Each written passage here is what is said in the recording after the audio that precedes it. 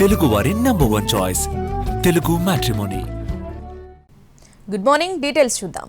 Polavaram Nallamala Sagar link ప్రాజెక్టుపై దాఖలు చేసిన రెడ్ పిటిషన్ను తెలంగాణ ప్రభుత్వం ఉపసంహరించుకుంది. మహారాష్ట్ర, కర్ణాటక రాష్ట్రాలతో ముడిపడి ఉన్నందున వాటిని ప్రతివాదులుగా చేర్చకపోవడంతో ఆర్టికల్ 32 కింద విచారించడానికి అర్హత లేదని సుప్రీంకోర్టు స్పష్టం చేసింది. దీంతో ఆర్టికల్ 131 కింద సూట్తో సుప్రీంకోర్టు మెట్లెక్కనుంది తెలంగాణ సర్కార్. పోలవరం నల్లమల సాగర్ అనుసంధాన ప్రాజెక్టు విషయంలో తెలంగాణ ప్రభుత్వం దాఖలు చేసిన రిట్ పిటిషన్పై సుప్రీంకోర్టు విచారణ చేపట్టింది.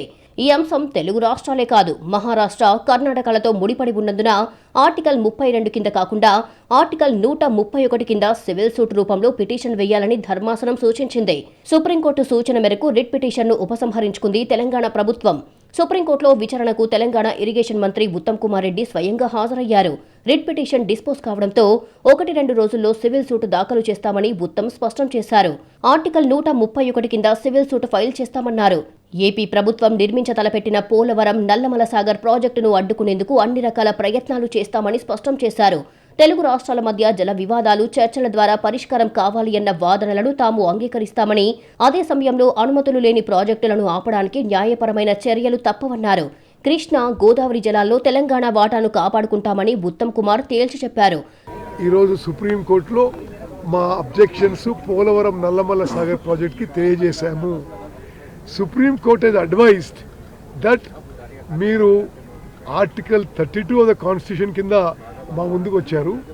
ఆర్టికల్ 32 బదులు మీరు ఆర్టికల్ 131 ఆఫ్ ద కాన్స్టిట్యూషన్ ఆ ఫామ్లో రండి, సూట్ ఫామ్లో రండి అని చెప్పి సుప్రీంకోర్టు అడ్వైజర్స్. దాని ప్రకారము మేము ఇమ్మీడియట్గా ఆర్టికల్ 131 ప్రకారం సూట్ వేసి ఈ ప్రాజెక్ట్ నిర్మాణంపై ఇంజంక్షన్ అడగబోతున్నాము. గోదావరి జలాల్లో ఏపీకి 484 టీఎంసీల కేటాయింపు మాత్రమే ఉంది. అంతకు మించి నీటిని వినియోగిస్తే అది కేటాయింపుల ఉల్లంఘనే. వరద జలాల పేరుతో వాడుకోవడానికి వీలు లేదు.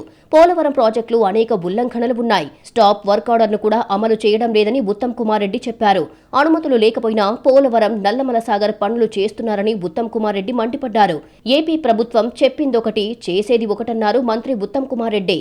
పాలమూరు, రంగారెడ్డి ప్రాజెక్టుతో సహా గోదావరి జలాలపై నిర్మించే ప్రాజెక్టులకు చంద్రబాబు అడ్డు చెప్పారన్నారు. తెలంగాణకు రావాల్సిన చుక్క నీటిని వదులుకునే ప్రసక్తే లేదన్నారు.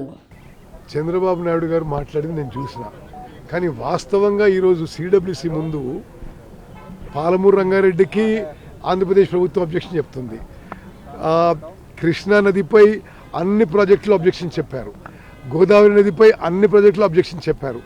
మరి వాళ్ళు చెప్పిన దానికి చేసిన దానికి తేడా ఉందని మాత్రం స్పష్టంగా తెలియజేస్తారు. తెలంగాణలో కాంగ్రెస్ ప్రభుత్వం, ముఖ్యమంత్రి రేవంత్ రెడ్డి గారి నాయకత్వంలోని కాంగ్రెస్ ప్రభుత్వం కృష్ణా నదీ జలాల్లో, గోదావరి నదీ జలాల్లో మన నీటి వాటాని, మన నీటి హక్కులు కాపాడడానికి అన్ని ఫోరంలో, అన్ని స్థాయిలో మరి పోరాటానికి కొనసాగిస్తామని చెప్పి మనం చేస్తాం. సుప్రీంకోర్టు తెలంగాణ అభ్యంతరాలను డిస్పోజ్ చేయడంపై ఆంధ్రప్రదేశ్ ప్రభుత్వం స్పందించింది.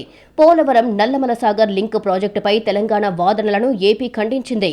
వృధాగా సముద్రంలో కలిసిపోతున్న 3000 టీఎంసీల వరద నీటిలో కేవలం 200 టీఎంసీల నీటిని మాత్రమే ఉపయోగించుకుంటామని ఏపీ ఇరిగేషన్ మంత్రి నిమ్మల రామానాయుడు చెప్పారు. ఈ ప్రాజెక్టు వల్ల తెలంగాణకు ఎలాంటి నష్టం లేదని స్పష్టం చేశారు.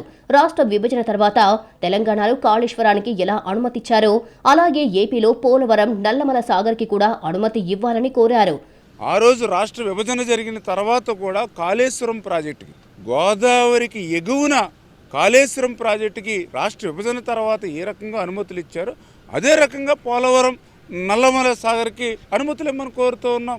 తెలంగాణ కానీ ఇటు ఆంధ్రప్రదేశ్ రాష్ట్రం కానీ తెలుగు జాతి బాగుండాలి, తెలుగు జాతి ప్రజలందరూ కూడా బాగుండాలి అనే చంద్రబాబు నాయుడు గారు కూడా ఆ రోజు కాళేశ్వరం ప్రాజెక్టు నిర్మాణం చేస్తూ ఉన్న గోదావరిలో పుష్కలంగా నీళ్లు ఉన్నాయి కాబట్టి మేము ఎటువంటి అడ్డంకులు సృష్టించాల.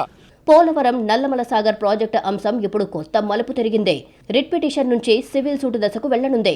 ఆర్టికల్ 131 కింద సివిల్ సూట్ దాఖలు చేయడానికి తెలంగాణ సిద్ధమవుతుండగా ఏపీ మాత్రం వరద నీటి వినియోగమే తమ లక్ష్యమని స్పష్టం చేస్తోంది.